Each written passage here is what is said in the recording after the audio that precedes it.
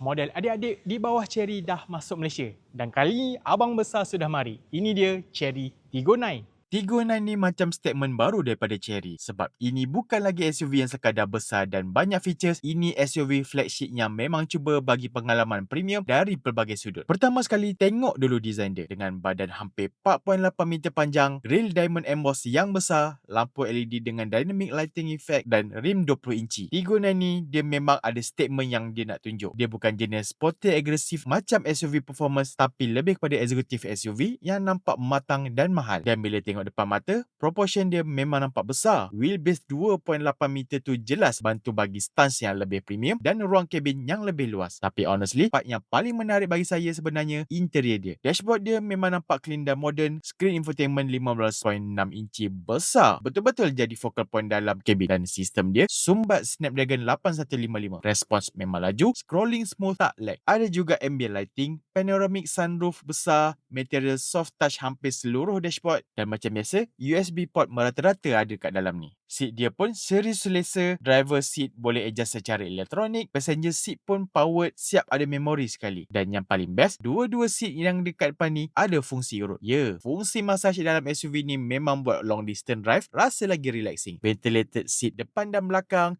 dengan cuaca dekat Malaysia ni, benda macam ni memang function. Mantap. Bahagian belakang untuk penumpang pun tak rasa dipinggirkan sebab ada rear aircon control panel sendiri. Tapi untuk badan sado macam saya ni dengan kaki ala-ala model, agak tight sikit. Tapi headroom cukup je. Dari segi performance pula, Tiggo 9 datang dengan enjin 2.0 TGDI turbo yang menghasilkan 256 PS dan 390 Nm of torque. Dipadankan dengan 7-speed DCT dan intelligent all-wheel drive system. Menariknya, dia ada 7 drive modes. Eco, normal sport dan juga snow, mud, sand dan juga off-road. Memang jelas Cherry nak Tiggo 9 ni jadi SUV yang versatile. Bukan sekadar untuk bandar tapi masih ada capability untuk jalan yang lebih mencabar sambil cari pot-pot nak camping. Jajan tech dia pun lengkap. Ada HUD, 540 degree camera, auto parking assist dan 23 ADAS features dengan 10 airbag. Memang full spec untuk flagship SUV. Body dia pula dibina dengan 85% high strength steel bagi struktur yang lebih rigid dan selamat.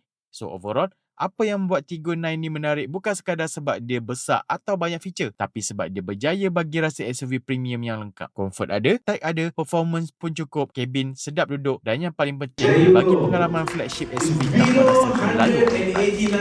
Jadi, apa pendapat anda tentang model flagship daripada Cherry ini? Tulis komen dekat bawah. Assalamualaikum.